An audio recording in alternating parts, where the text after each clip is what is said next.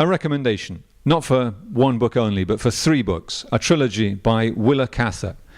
She's an author who was born in 1873 and belongs to a generation before that of the more famous modernist names like Scott Fitzgerald and William Carlos Williams, John Dos Passos. And she has fallen, as a result, partly of their fame, slightly into a sort of forgotten corner of American literature.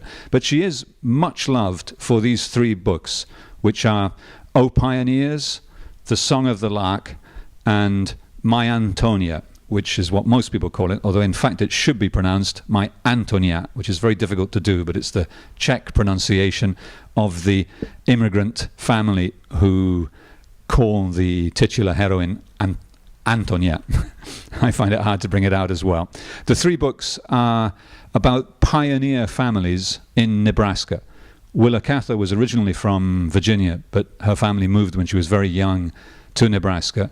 And she writes of ordinary people, ordinary families growing up as first-generation immigrants in the new American West in Nebraska.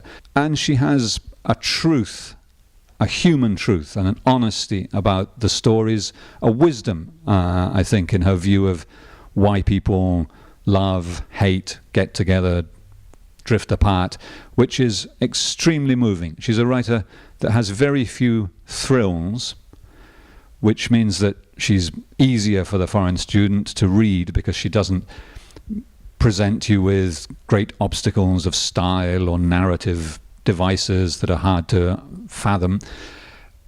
And at the same time, she's immensely rewarding, I think, simply on the level of her gentle, observant honesty. I find her a very moving writer, and I can't really recommend her too highly.